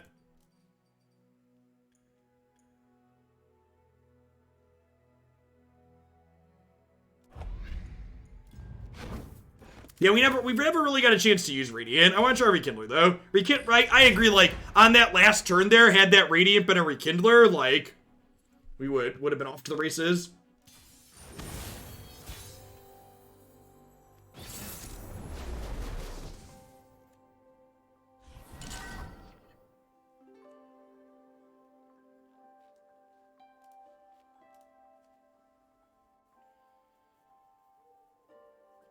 Okay, so Kalista, Elise.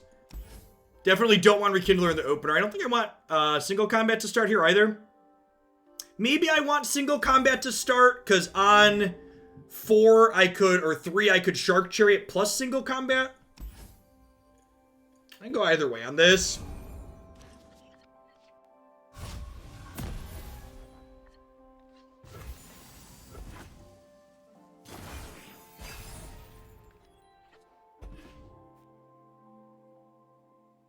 Is this a turn 3 Remembrance hand? So, like, do I want to play a 2-drop out here, or do I want to bank some spell mana for this? I think I just want to bank spell mana here and play the Remembrance. You won't suffer long.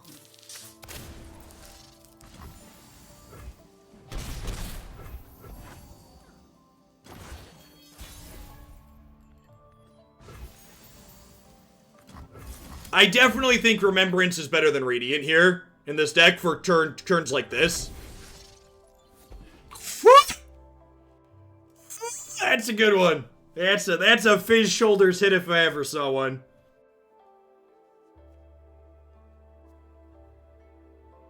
The moose is loose. Come and get it. These old eyes still seem hard clear. So our curve here is actually going to be super sweet. So we get to go double Shark Chariot next turn on their turn. And then on our turn, we get to go Cursed Keeper into Blighted Caretaker, sack this, make a 4/3 attack, get the Shark Chariots back.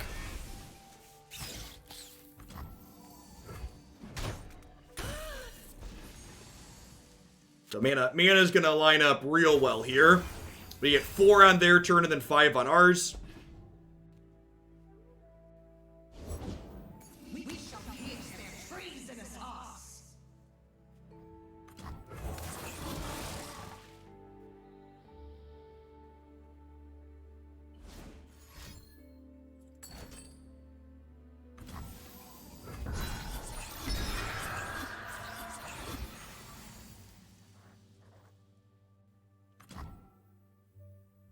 Maybe I just do this first. Hold on to the shark for now. None of them can block anyways, so it doesn't really matter. These are all gonna die after they hit anyways. Oh, they're offering the Elise up as a trade. Yeah, I think I'm okay with that. So their Kalista is gonna level here. You can see the eye shows me at leveling. We're gonna go down to 13.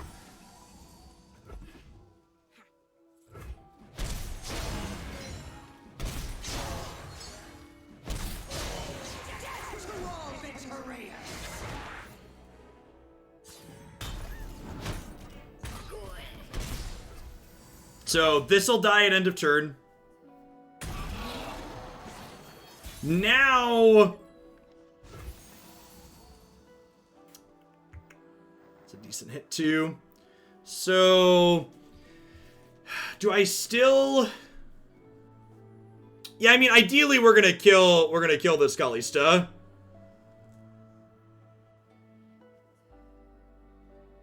Unfortunately, Kalista does not die to Black Spear anymore, but we can hook her in combat and then kill her with Black Spear the following turn. The question is, do I want to play the other Shark Chariot out this turn? Probably. It gives me a full board to attack with.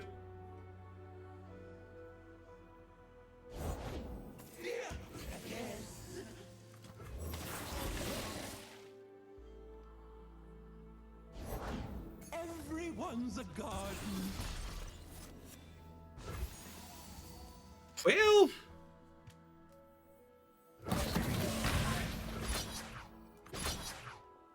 I guess. Do I trade with their 4-3 here, or do I eat their... Do I bump their 4-3, or do I trade with their 2-1? Yeah, probably trade with their 2-1, huh?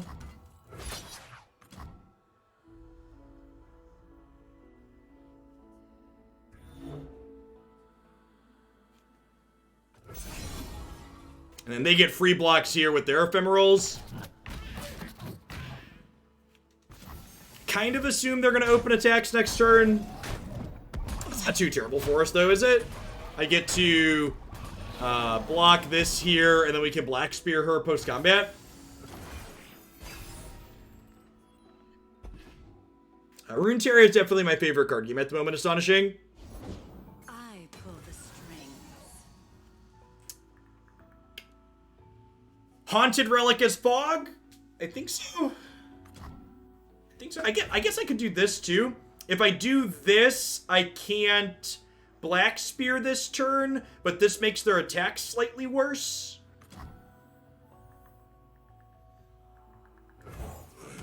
Hecarim's gonna be leveled regardless. Hecarim levels himself next time. A new seed.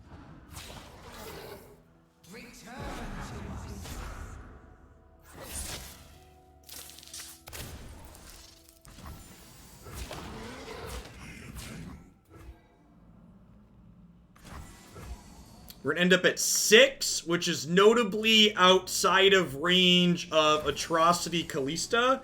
So I think that's good.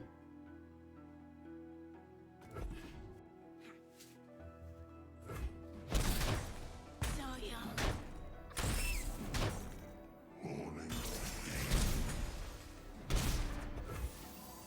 We'll bank this last mana here.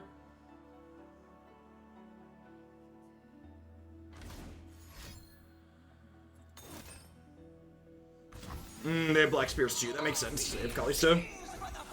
That like feels bad, but like really, if they had another Kalista after I kill this one, that would make me sad too, right? So I think I'm pretty okay with that exchange.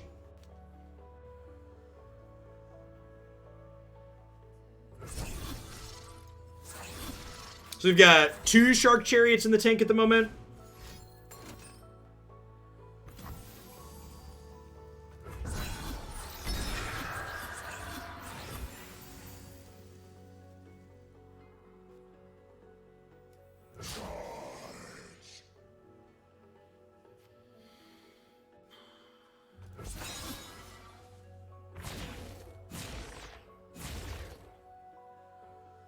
How do we feel about using single combat to kill the Kalista over the Black Spear? That's probably worse, because I can single combat kill the next Kalista.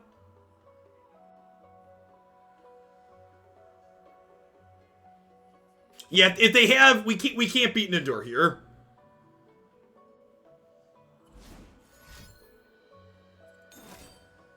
Big agree that this match feels hard.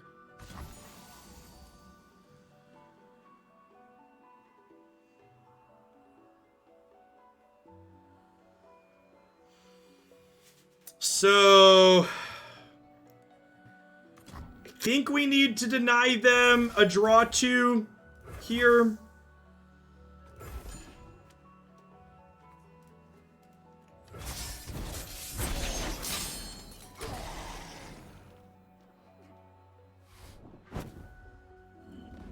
Because again, we can't beat a They Who Endure currently, so let's try and keep them from drawing one.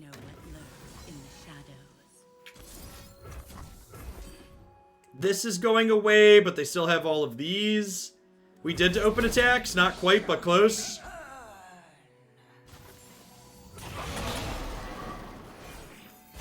Is anybody else having issues posting decks to Mobalytics at the moment? I keep trying to click import deck and it doesn't do anything for me. I think Hekrum's a little bit late. I guess this can block this, and then this is a fog. I'm clicking import, and then it's just like sitting there on the page with a gray screen. Like I'm pasting a deck code.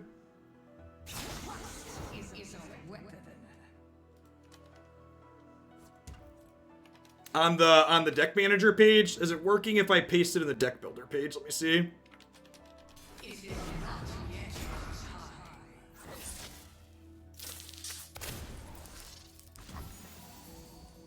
Yeah, and when I try to post it from the deck page, it says bad request, whatever that means. This is fearsome, so I can't block it.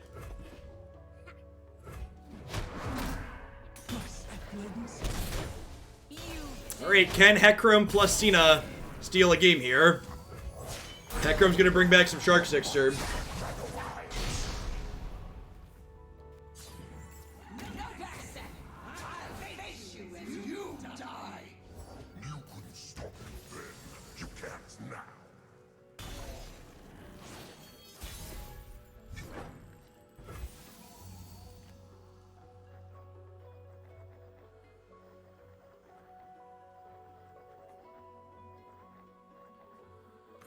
Sentinels of light don't fear the dark. Oh, fresh soil.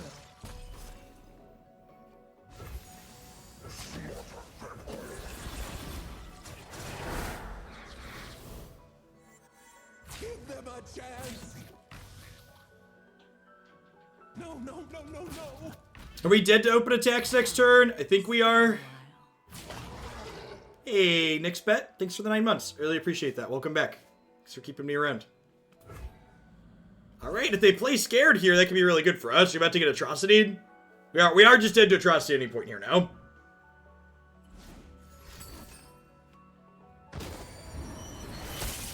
Okay, sure.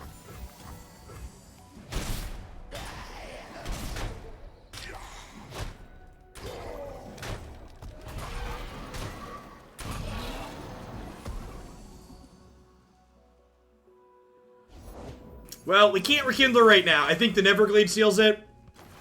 Well, we weren't... Oh, we were dead to open attacks, right? Yeah. Yeah, we needed one more mana there. We were one off Rekindler. Worth not to be results based, but to be results based for a moment. If this had been Radiant Guardian, we would not be dead to open attacks here, right?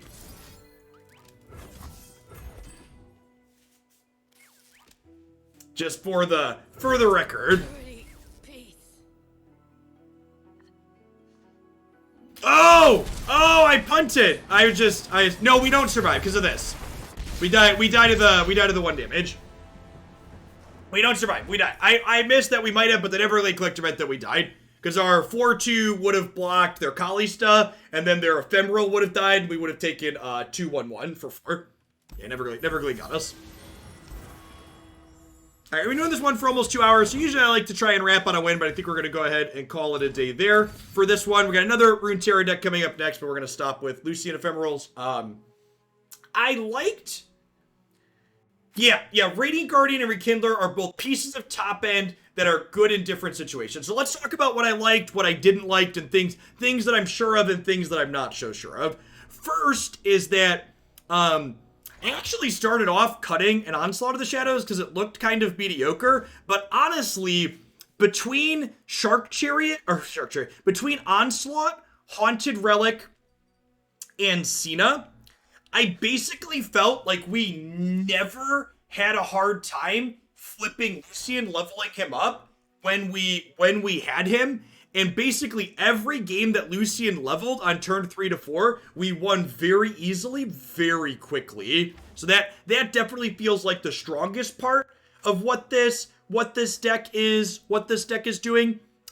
Things I'm not 100% sure of. This Rekindler, we've been going back and forth on like, should this be Radiant Guardian? Should this be Rekindler? Should this be other things? Like, what kind of go bigger top end am I interested in having access to have some staying power in the mid to late game? Another question on my mind would be, are single combat and Black Spear, do we need enough removal to play both of these, or perhaps 3 pieces of spot removal enough, and we'd like to play more things that lean into our aggressive role?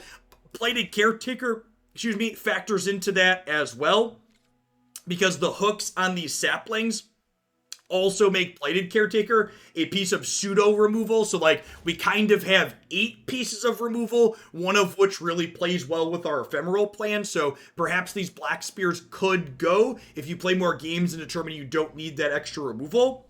Sure, and that could be the answer too. Like, Black Spear and Radiant Guardian are both best against aggro. So, like, maybe you want a mix of Radiant Guardians and Rekindlers, trimming the Black Spear, things like that. There's a lot of different directions you could take the last few slots in. But if you're looking for what I think you would classify as like a Turbo Lucian list, this deck definitely felt like it was doing that well.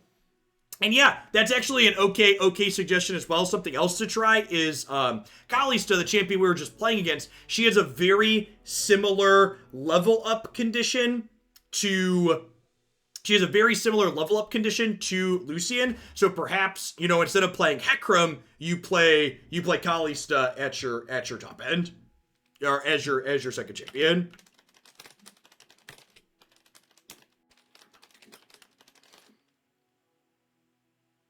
Perfect. All right, so I am going to hit an ad roll really quick while I get everything set up, and we flip over to our next deck. When we get back in just a few minutes, we are going to kick the tires in actually a different Demacia Shadow Isles deck that's quite different. We are going to play some Lux Thresh Control. We'll be back in just a few. Thanks for hanging out today, folks. Don't go anywhere.